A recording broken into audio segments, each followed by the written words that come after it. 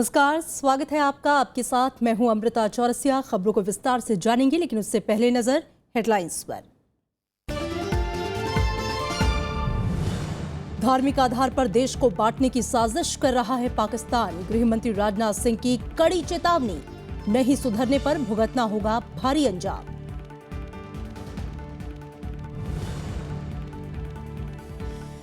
GST परिषद की छठी बैठक बेनतीजा, दोहरे नियंत्रण के मसले पर चर्चा नहीं। केरल और तमिलनाडु ने कहा, नोटबंदी के फैसले से राज्यों का टूटा भरोसा।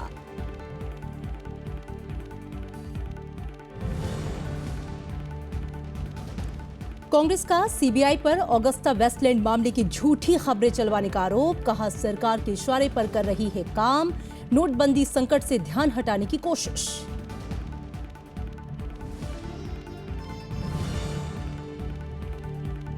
आंध्र प्रदेश और तमिलनाडु में दोपहर तक दस्तक देगा चक्रवाती तूफान वर्दा। तटीय जिलों में स्कूल और कारोबारी संस्थान बंद। एनडीआरएफ की 15 टीमें तैनात, अलर्ट पर सेना।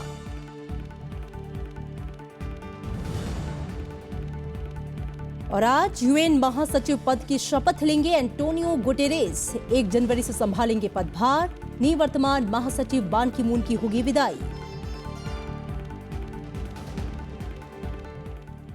और खबरें अब विस्तार से। केंद्रीय गृह मंत्री राजनाथ सिंह ने पाकिस्तान पर आतंकवाद को शह देने का आरोप लगाते हुए कड़ी चेतावनी दी है। उन्होंने कल कुशवा में एक कार्यक्रम में कहा कि पाकिस्तान अगर अपनी हरकतों से बाज नहीं आया तो उसे अंजाम भुगतना होगा। जम्मू कश्मीर के कठुआ में शहीद दिवस के मौके पर गृहमंत्री राजनाथ सिंह के निशाने पर पाकिस्तान रहा। उन्होंने दो टूक शब्दों में कहा कि पाकिस्तान अपनी हरकतों से बाज नहीं आ रहा है। गृहमंत्री ने कहा कि पाकिस्तान आतंकवाद के जरिए भारत को अस्थिर करने की कोशिशें कर रहा है। पाकिस्तान को इस हकीकत को समझना चाहिए, आतंकवाद ये बहादुर लोगों का हथियार नहीं हुआ करता है, ये आतंकवाद या कायरों का हथियार होता है। मुगालते में है यह पाकिस्तान, क्या हम मजहब के आधार पर फिर से भारत को बांट देंगे? उन्होंने चेतावनी देते हुए कहा कि पाकिस्तान के लिए ये महंगा साबित हो सकता है।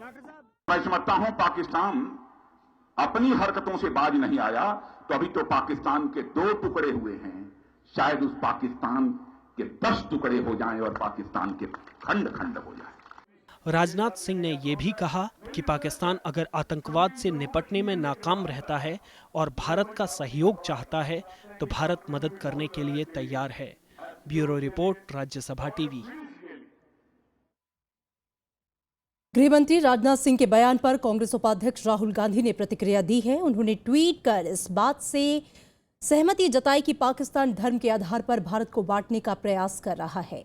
साथ ही कहा कि गृह मंत्री और प्रधानमंत्री नरेंद्र मोदी भी वही कर रहे हैं। बीजेपी ने राहुल गांधी की टिप्पणी पर कड़ी आपत्ति जताई है कि प्रधानमंत्री नरेंद्र मोदी और गृह मंत्री राजनाथ सिंह देश को धार्मिक आधार पर बांट रहे हैं।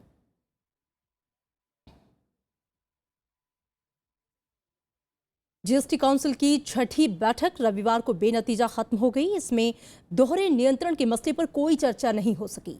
हालांकि बैठक में जीएसटी कानून के कई अहम प्रावधानों को मंजूरी दी गई है।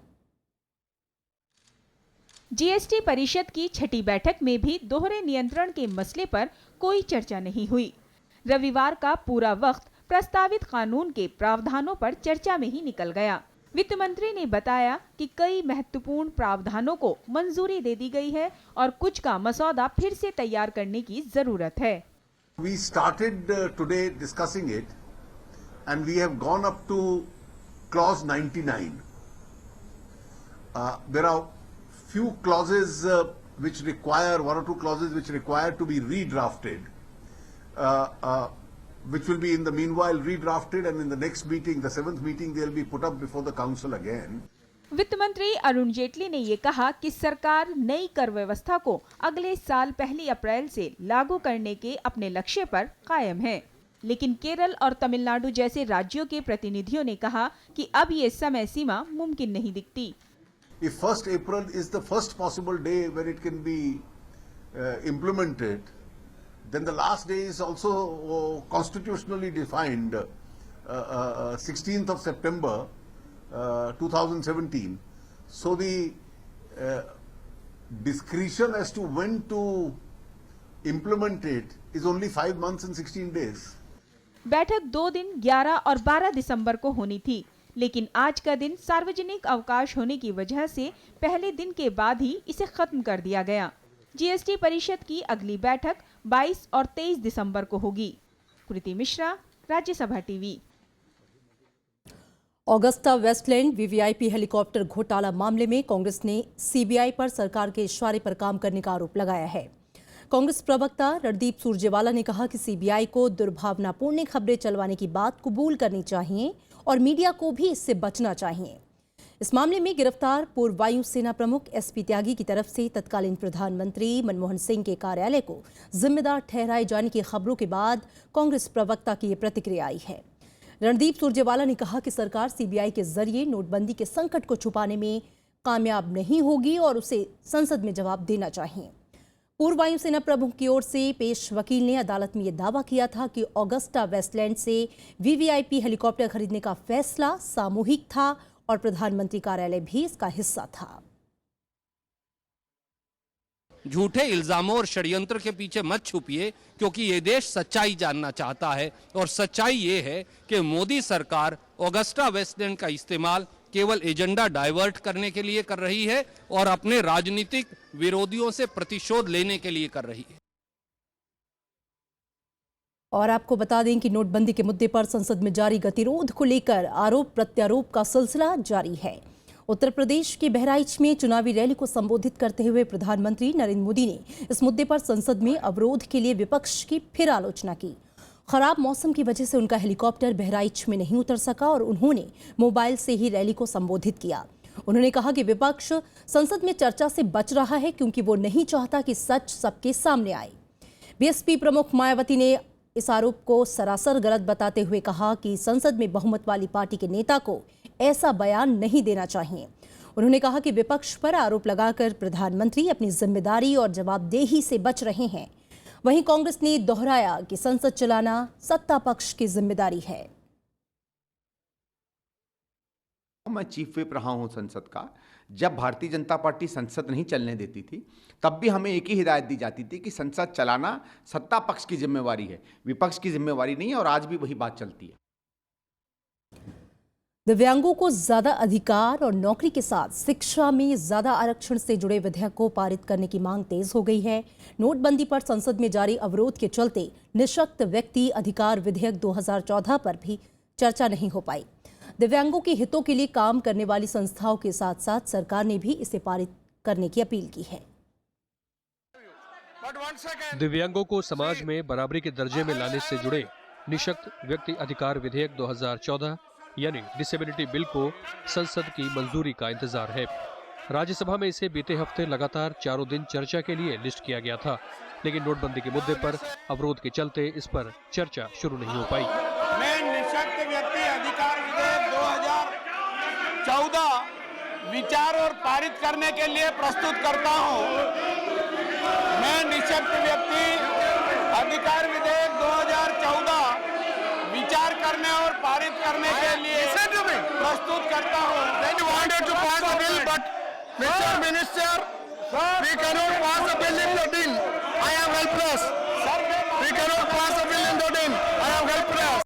निःशक्त व्यक्ति अधिकार विधेयक 2014 के मसौदे को बीते 30 नवंबर को ही कैबिनेट से मंजूरी मिली थी।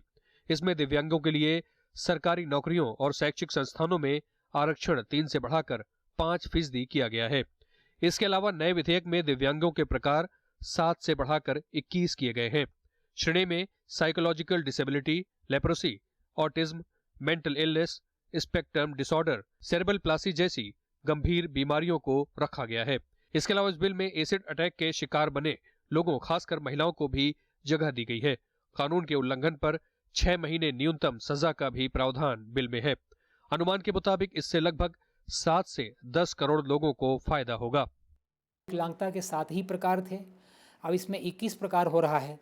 कुछ ऐसी बीमारियां जिसके होने के बाद व्यक्ति आजीवन वो दिव्यांग हो जाता है। हीमोफीलिया है, थैलेसीमिया है, सिकल सेल एनीमिया है, एसिड बर्न है। तो इस प्रकार की ढेर सारे बीमारियों को इसमें कवर किया है। नया विधेयक अब पुराने डिसेबिलिटी एक्ट 1995 की जगह लेगा। साल 2014 में यूपीए सरकार नया बिल लेकर आई थी और स्थायी समिति, मंत्री समूह और पीएमओ से सुधार के बाद संशोधित बिल 2016 में तैयार हुआ। 2011 की जनगणना के मुताबिक भारत में लगभग 2 करोड़ से ज्यादा लोग किसी न किसी तरह की डिसेबिलिटी के शिकार हैं। बिल को फिर से बुधवार को राज्यसभा की कार्यसूची में शामिल किया गया है। दिव्यांगों को ज्यादा अधिकार से जुड़े इस बिल ने 2014 के बाद से एक लंबा सफर तय किया है और इसमें कई ऐसे प्रावधान जोड़े गए हैं जिससे दिव्यांगों को ज्यादा अधिकार और सहूलियतें हासिल होंगी। लेकिन इस बिल को अब संसद की मंजूरी का इंतजार है। उम्मीद की जानी चाहिए कि बाकी बचे 3 दिनों में कोई बीच का रास्ता निकलेगा और ये बिल पारित हो सकेगा। दिल्ली में कैनन अरविंद के साथ पंचानन मिश्रा, राज्यसभा टीवी। नए नोटों की किल्लत को दूर करने के लिए सरकार जल्द ही 20,000 टन कागज आयात कर सकती है। अखबार में छपी खबर के मुताबिक नकदी का संतुलन बनाए रखने के लिए भारत सालाना 8,000 टन कागज का आयात करता है। लेकिन इस बार बड़े नोट बंद करने के बाद बाजार में नए नोट उतारने के लिए रिजर्व बैंक को ज्यादा नकदी छपवानी पड़ रही है। सरकार को उम्मीद है कि इस आपूर्ति के बाद देश के पास छपाई के लिए पर्याप्त कागज उपलब्ध होगा। नोटबंदी के बाद आरबीआई की तरफ से अब तक 5 लाख करोड़ रुपए के नए नोट जारी किए जा चुके हैं। पिछले 32 दिनों में बैंकों में 13 लाख करोड़ रुपए के पुराने नोट जमा कराए जा चुके हैं। उधर 23% जनधन खाते ऐसे भी हैं जिनमें अभी तक कोई रकम जमा नहीं हुई। अगले 3 हफ्तों में बाजार में 2.5 लाख करोड़ रुपए के नए नोट आने की उम्मीद है। नोटबंदी के फैसले के बाद अब सरकार का जोर कैशलेस अर्थव्यवस्था पर है, यानी कि सरकार चाहती है कि आर्थिक लेन देन के लिए नकदी पर निर्भरता कम की जाए। नोटबंदी के 1 महीने के बाद इस फैसले का आम लोगों की जिंदगी पर क्या असर हुआ है और लोग कैशलेस अर्थव्यवस्था के लिए कितने तैयार हैं, देखिए ओडिशा के राउरकेला से ये रिपोर्ट। राउरकेला देश के उन चुनिंदा शहरों में से है जहां देश भर से लोग व्यापार या रोजगार की तलाश में भी आते हैं। लेकिन नोटबंदी के फैसले के बाद यहां व्यापार और रोजगार दोनों पर असर पड़ा है। राउरकेला के बाजार में धंधा पिछले 1 महीने से मंदा हो गया है। हाँ, कार्ड से हमारा पहले था, अभी पॉजिटिव में हटा दिया था क्योंकि कस्टमर बहुत कम debit card credit card use करते थे। अब लेकिन डिमांड बढ़ रही है, कस्टमर आ रहे हैं, वो चाहते हैं कि डेबिट कार्ड पे या क्रेडिट कार्ड से पेमेंट करें। राउरकेला में व्यापार के सिलसिले में बड़ी तादाद में लोग आते हैं, लेकिन नोटबंदी से होटल इंडस्ट्री का काम भी मंदा हो गया है। यहाँ के ज्यादातर होटल स्वाइप मशीन से भुगतान मंजूर करते हैं, लेकिन फिर भी इंडस्ट्री में नोटबंदी को लेकर उत्साह नहीं है। हम तो सर्विस देने के हर हद तक रेडी है, तो अकॉर्डिंग टू दैट हमारे पास तो स्वाइप मशीन होगा। बट बहुत ऐसा गेस्ट है जो आज का दिन में भी मनी पैक वॉलेट लेके चलता है, पॉकेट में उनका पैसा होने से ही टूर करते हैं। होटल इंडस्ट्री में कई तरह के कामकाज करने वाले लोगों की जिंदगी भी इस फैसले से प्रभावित हुई है। अगर सबको तो इट नॉट पॉसिबल पे द बाई कैश, कुछ कार्ड क्रेडिट कार्ड तो हमको कैश में भी पेमेंट करना पड़ता है, तो हम लोग उन लोग को भी कैसे देंगे। कैशलेस लेन देन की सरकार की मंशा को सिरे चढ़ाने के लिए भी जरूरी है कि लोग मोबाइल फोन से भुगतान शुरू करें। लेकिन नोटबंदी के फैसले के बाद नकदी की कमी ने मोबाइल फोन की बिक्री और रिचार्ज दोनों को कम कर दिया है। मैक्सिमम कार्ड पेमेंट लेना प्रीफर कर रहे हैं अभी। फिर भी जो लोग सब लोग तो नहीं जानते ना, जिनके पास कार्ड भी नहीं है, जो 20 का रिचार्ज करने के लिए आता है वो कार्ड लेके नहीं आता है, तो 10 का रिचार्ज करने के लिए कार्ड लेके नहीं आता है। वो छोटा छोटा अमाउंट ना बड़ा अमाउंट होता है, वो हमारा पूरा लॉस है। नोटबंदी के फैसले ने महीने भर में जो हालात पैदा किए हैं वो जल्द ही बदल जाएंगे। अब लोगों के लिए ये मानना मुश्किल हो रहा है। जहाँ तक सवाल कैशलेस इकोनॉमी का है, लोग इसको अच्छा तो बताते हैं, लेकिन ये लागू कैसे होगी इस पर अभी तक उनकी समझ साफ नहीं है और ना ही वो इस पर कोई विश्वास कर पा रहे हैं। यानी कि लोगों को लगता है कि नोटबंदी से जो मुसीबत पैदा हुई है वो अभी लंबे समय तक चल सकती है। कैमरामैन सरोज दास के साथ श्याम सुंदर, राज्यसभा टीवी, राउरकेला। यहाँ रुकेंगे एक छोटे से ब्रेक के लिए। आप देखते रहिए राज्यसभा टीवी।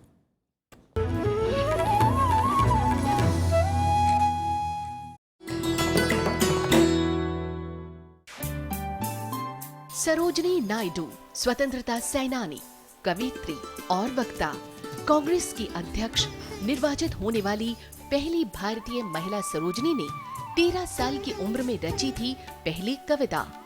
आजादी के बाद वो बनी देश की पहली महिला राज्यपाल। भारत कोकिला के नाम से मशहूर सरोजिनी नायडू हैं नारी शक्ति की अनूठी मिसाल।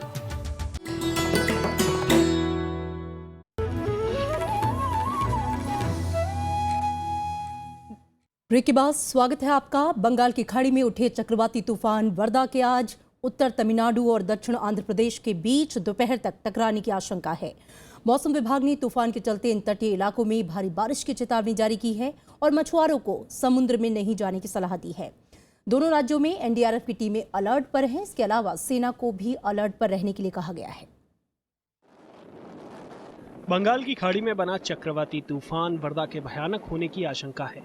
मौसम विभाग के मुताबिक आज इस तूफान के तमिलनाडु, आंध्र प्रदेश के तटीय इलाकों से टकराने की संभावना है। चक्रवाती तूफान वर्दा के मद्देनजर हाई अलर्ट जारी किया गया है। Severe cyclone storm Vard over southwest Bay of Bengal is now lying at about 480 km east northeast of Chennai. The system is expected to move in southwestward direction and expected to cross South Andhra, North Tamil Nadu coastal region close to Chennai by tomorrow, that is 12th December afternoon. हम closely monitor कर रहे हैं situation. हमने 15 team total तैनात की हैं और IMD और इनकॉइस और सीडब्ल्यूसी के साथ हमारा रेगुलर मॉनिटरिंग चल रहा है ताकि मिनट टू मिनट खबर हमें मिलती रहे, ताकि हम एक इमीडिएट स्पेशलाइज्ड रिस्पांस सिस्टम के लिए तैयार रहें। आंध्र प्रदेश के साथ ही तमिलनाडु के उत्तरी तटों में भी तूफान की चेतावनी जारी की गई। तूफान की आशंका के मद्देनजर आंध्र प्रदेश और तमिलनाडु के मछुआरों को समुद्र में न जाने की सलाह दी गई है। तूफान के चलते प्रकाशम, नेल्लौर, चित्तूर जिलों में बारिश की आशंका जताई गई है। We are expecting rainfall in these 4 districts: Prakasham, Nellore, Chittoor, and Kadapa, and also parts of Anantapur district. We have made all necessary arrangements. The control room has been opened in the command control center at Vijayawada. All district collectorates have already opened their control rooms and they are monitoring the situation. Andhra Pradesh के मुख्यमंत्री चंद्रबाबू नायडू खुद हालात पर नजर बनाए हुए हैं। तूफान के खतरों से निपटने के लिए कंट्रोल रूम बनाए गए हैं। एनडीआरएफ टीम को अलर्ट रखा गया है। तूफान को लेकर लगातार निगरानी की जा रही है। Bureau report, Rajya Sabha TV. पूरा उत्तर भारत कोहरे की चादर से ढका हुआ है। कोहरे के चलते जिंदगी की रफ्तार थम सी गई है। सड़क, रेल और हवाई यातायात पर भी बुरा असर पड़ा है। दृश्यता कम होने की वजह से गाड़ी चलाने में काफी मुश्किल हो रही है। कोहरे की वजह से 82 ट्रेनें देरी से चल रही हैं। 23 के समय में बदलाव किए गए हैं, जबकि 12 ट्रेनें रद्द कर दी गईं, जिसके चलते लोग घंटों स्टेशन पर रहने के लिए मजबूर है। यही हाल एयरपोर्ट का भी है। 5 अंतर्राष्ट्रीय और 8 घरेलू उड़ानों में देरी हुई है। वहीं 5 घरेलू और अंतर्राष्ट्रीय उड़ानों को रद्द किया गया है। लोग ठंड से बचने के लिए अलाव का सहारा ले रहे हैं। मौसम विभाग के मुताबिक फिलहाल कोहरे से निजात नहीं मिलेगी। पूर्व मुख्यमंत्री जयललिता की मौत से तमिलनाडु में लोग सदमे में हैं। एआईएडीएमके ने यह दावा किया है कि जयललिता की बीमारी की खबर और निधन के सदमे की वजह से 470 लोगों की मौत हो गई। पार्टी ने मरने वालों के परिजनों को 3-3 लाख रुपए आर्थिक सहायता देने का फैसला किया है। पार्टी ने ऐसे 190 लोगों की सूची जारी की है जिनकी मृत्यु पूर्व मुख्यमंत्री की मौत के सदमे की वजह से हुई। पार्टी के मुताबिक 6 लोगों ने खुदकुशी की कोशिश भी की है। आत्महत्या की कोशिश करने वाले 4 लोगों को इलाज के लिए 50-50 हजार रुपए दिए गए हैं।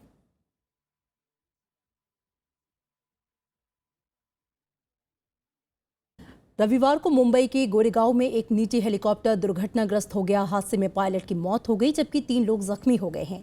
हेलीकॉप्टर जुहू से गोरेगांव जा रहा था। पुलिस के मुताबिक हेलीकॉप्टर में पायलट समेत 4 लोग सवार थे। दुर्घटना की वजहों का अभी तक पता नहीं चल पाया है। हादसे की जांच विमान दुर्घटना जांच ब्यूरो कर रही है।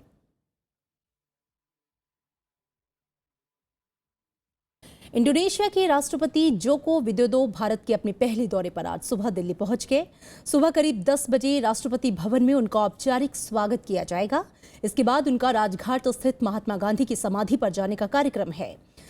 प्रधानमंत्री नरेंद्र मोदी से हैदराबाद हाउस में राष्ट्रपति जोको विदोदो की करीब 11:30 बजे मुलाकात होनी है, जिसके बाद भारत और इंडोनेशिया के बीच समझौते पर हस्ताक्षर होंगे। दोनों देशों के बीच रक्षा और सुरक्षा सहयोग मजबूत करने के अलावा आर्थिक भागीदारी बढ़ाने पर जोर रहेगा। 2 दिन के भारत दौरे पर आने से पहले इंडोनेशियाई राष्ट्रपति ने कहा कि भारत और इंडोनेशिया को रक्षा, सुरक्षा और आतंकवाद विरोधी लड़ाई जैसे क्षेत्रों में निकट सहयोग रखना चाहिए। इंडोनेशिया आसियान क्षेत्र में भारत का दूसरा सबसे बड़ा व्यापारिक साझेदार है। भारत और चीन के मतभेदों को दूर करने के लिए एक नई पहल की गई है। इसके तहत भारत और चीन की सरकारों ने पहली बार अनौपचारिक रूप से भारत चीन थिंक टैंक फोरम में एक दूसरे को समझने की प्रक्रिया शुरू की। दोनों देशों को ये समझ में आ रहा है कि लगातार संवाद की कमी की वजह से टकराव और तनाव को बल मिल रहा है, जिससे एक बार फिर पश्चिमी देश लाभ उठाने की कोशिश करेंगे। भारत और चीन के बीच मई 2015 में भारत चीन थिंक टैंक फोरम स्थापित करने के समझौते पत्र पर हस्ताक्षर किए गए थे, जिसे पिछले सप्ताह मूर्त रूप दिया गया। इसका उद्देश्य था दोनों देशों के बीच विभिन्न स्तरों पर बातचीत को बढ़ावा देना। विदेश राज्य मंत्री एमजे अकबर ने दिल्ली में पिछले सप्ताह भारत चीन थिंक टैंक फोरम के पहले आयोजन का उद्घाटन किया। राजनयिक भाषा में ट्रैक 1.5 स्तर की इस बैठक में अकादमीशनों, पूर्व राजनयिकों और पत्रकारों ने हिस्सा लिया। विदेश राज्य मंत्री एमजे अकबर ने खास तौर पर हिंद महासागर में भारत और चीन के बीच बढ़ रहे तनाव से सावधान किया। That there has never been a war in the Indian Ocean between India and China. War as an element of the realities of the Indian Ocean came only with the arrival of Europe, came only with the arrival of the Portuguese, came only with the arrival. Chinese ships docked in Kerala traditionally, carrying the merchandise west. हाल के दिनों में भारत चीन के बीच समुद्री क्षेत्र में टकराव की आशंका बढ़ी है, खासकर तब जब भारत के सहयोग से ईरान में चाबहार और चीन के सहयोग से पाकिस्तान में ग्वादार बंदरगाह बनाने का काम हो रहा है। दोनों बंदरगाहों के बीच महज 400 किलोमीटर की दूरी है। विदेश राज्य मंत्री ने चीन को सावधान किया कि पाकिस्तान के चक्कर में वो भारत से नाहक दुश्मनी मोल ना लें। But I just have, if I may be bold enough to say, I just would like to end on one small note. Professor, my distinguished colleagues and friends, a mature friend is far, far more valuable than a hysterical partner. 周恩来访问印度，与尼赫鲁总理发表联合声明，共同倡导和平共处5项原则。在印度， विदेश सचिव S Jaishankar ने भी दोनों देशों के बीच उभरते संबंधों को सावधानी से सहेजने पर जोर दिया।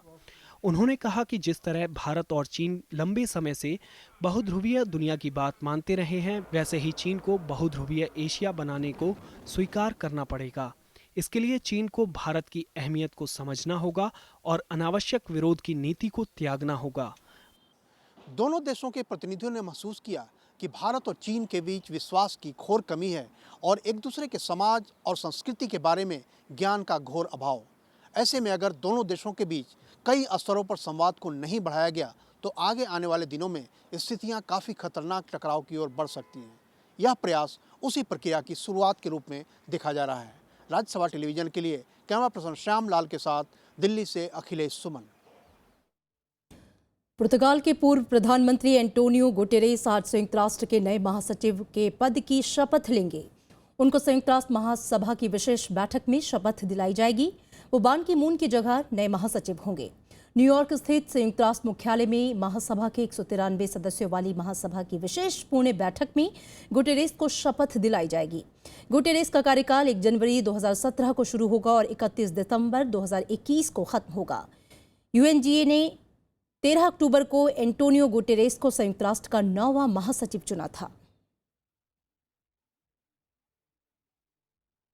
ओपेक और गैर ओपेक देशों के बीच ऐतिहासिक समझौते के बाद अंतर्राष्ट्रीय बाजार में तेल की कीमतों में 5% इजाफा हुआ है।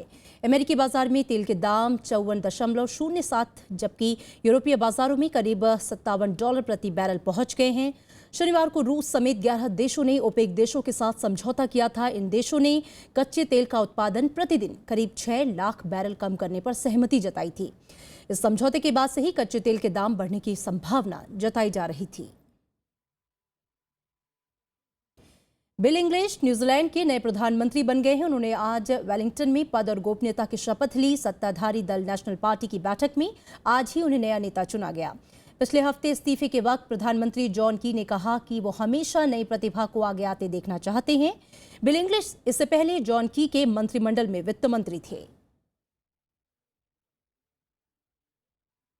पाओलो जेंटिलोनी इटली के नए प्रधानमंत्री होंगे। सुधारवादी नेता मात्यो रेंजी के जनमत संग्रह में करारी हार से इस्तीफा देने के बाद जेंटिलोनी इस पद की जिम्मेदारी संभालेंगे। राष्ट्रपति सर्जियो मातारेला ने रेंजी की सरकार में विदेश मंत्री रहे जेंटिलोनी से नई सरकार का गठन करने को कहा है। ये सरकार फरवरी 2018 में होने वाले चुनाव तक इटली का नेतृत्व करेगी।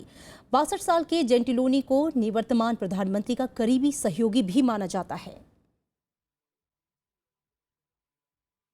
लेफ्टिनेंट जनरल नावेद मुख्तार को पाकिस्तान खुफिया एजेंसी ISI का नया प्रमुख बनाया गया है। इंटर सर्विसेज पब्लिक रिलेशंस यानी कि ISPR ने यह बयान जारी कर इस बात की जानकारी दी।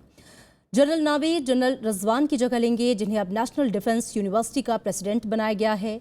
नावेद मुख्तार इससे पहले कराची के कोर कमांडर थे। इसके अलावा पाकिस्तान की फौज में कुछ अन्य अहम पदों पर भी बदलाव किए गए हैं। 2 हफ्ते पहले नए सेना प्रमुख की नियुक्ति के बाद ये बदलाव हुए हैं। नाइजीरिया में हुए चर्च हादसे में मरने वालों की तादाद 160 हो गई है, जबकि कई लोग अब भी मलबे में दबे हैं। ओयो शहर में कल एक निर्माणाधीन छत गिर गई। हादसे के वक्त बड़ी संख्या में लोग चर्च में मौजूद थे।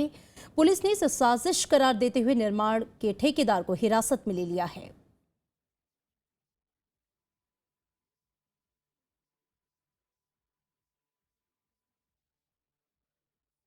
तुर्की के इस्तांबुल में बम धमाकों की जिम्मेदारी आतंकी संगठन कुर्दिस्तान फ्रीडम फैल्कन्स ने ली है। शनिवार को फुटबॉल स्टेडियम के बाहर हुए 2 बम धमाकों में 38 लोगों की मौत हो गई थी, जबकि 150 से ज्यादा लोग जख्मी हो गए। आतंकी घटना की निंदा के लिए कल हजारों लोग फुटबॉल स्टेडियम के बाहर जमा हुए और मृतकों को श्रद्धांजलि दी। इस बीच तुर्की के राष्ट्रपति रसीच तैयब अर्दोगन ने आतंकवाद के खिलाफ लड़ाई जारी रखने की बात दोहराई है। राष्ट्रपति भवन के इतिहास, इसमें रहने वालों की जिंदगी और गतिविधियों सहित विभिन्न पहलुओं से जुड़ी 3 किताबों का कल विमोचन किया गया। राष्ट्रपति प्रणब मुखर्जी ने लाइफ एट राष्ट्रपति भवन का विमोचन किया तो उपराष्ट्रपति मोहम्मद हामिद अंसारी ने इंद्रधनुष वॉल्यूम 2 जारी किया और इसकी पहली कॉपी राष्ट्रपति को भेंट की। प्रधानमंत्री नरेंद्र मोदी ने Rashtrapati Bhavan from Raj to Swaraj का विमोचन करते हुए इसकी पहली प्रति राष्ट्रपति को सौंपी। सड़क हादसे में जान गंवाने वाले सांसदों की याद में दिल्ली में रविवार को कार रैली आयोजित की गई। इस रैली में को पंजाब के राज्यपाल VP सिंह बदनौर, केंद्रीय मंत्री डॉक्टर हर्षवर्धन, राजीव प्रताप रूडी और रामदास अठावले के अलावा कांग्रेस सांसद राजीव शुक्ला ने हरी झंडी दिखाई। इस रैली की थीम सड़क सुरक्षा थी। पैगंबर मोहम्मद साहब की यौम पैदाइश यानी कि ईद मिलाद उन नबी आज भारत समेत दुनिया भर में मनाया जा रहा है। इस मौके पर राष्ट्रपति प्रणब मुखर्जी और उपराष्ट्रपति मोहम्मद हामिद अंसारी ने देशवासियों को शुभकामनाएं दी हैं। राष्ट्रपति ने अपने संदेश में कहा कि पैगंबर के संदेश हमें सार्वभौमिक भाईचारे, करुणा, सहिष्णुता और सभी लोगों की भलाई के लिए काम करने के लिए प्रेरित करते हैं। उपराष्ट्रपति मोहम्मद हामिद अंसारी ने भी इस मौके पर देशवासियों को बधाई दी है।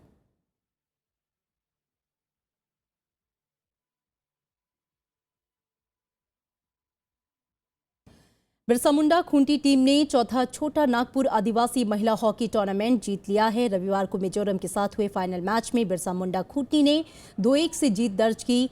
छोटा नागपुर आदिवासी हॉकी संगठन की तरफ से आयोजित इस महिला हॉकी टूर्नामेंट में आदिवासी राज्यों में कुल 8 टीमों ने हिस्सा लिया। प्रतियोगिता के फाइनल मैच में मुख्य अतिथि के तौर पर आए राज्यसभा सांसद कुजूर ने कहा कि ऐसी प्रतियोगिताओं की वजह से कई आदिवासी खिलाड़ियों को आगे बढ़ने का मौका मिलता है। और अब चलते चलते एक नजर हेडलाइंस पर। धार्मिक आधार पर देश को बांटने की साजिश कर रहा है पाकिस्तान। गृहमंत्री राजनाथ सिंह की कड़ी चेतावनी, नहीं सुधरने पर भुगतना होगा भारी अंजाम। जीएसटी परिषद की छठी बैठक बेनतीजा, दोहरे नियंत्रण के मसले पर चर्चा नहीं। केरल और तमिलनाडु ने कहा नोटबंदी के फैसले से राज्यों का टूटा भरोसा। कांग्रेस का सीबीआई पर ऑगस्टा वेस्टलैंड मामले की झूठी खबरें चलवाने का आरोप, कहा सरकार के इशारे पर कर रही है काम, नोटबंदी संकट से ध्यान हटाने की कोशिश।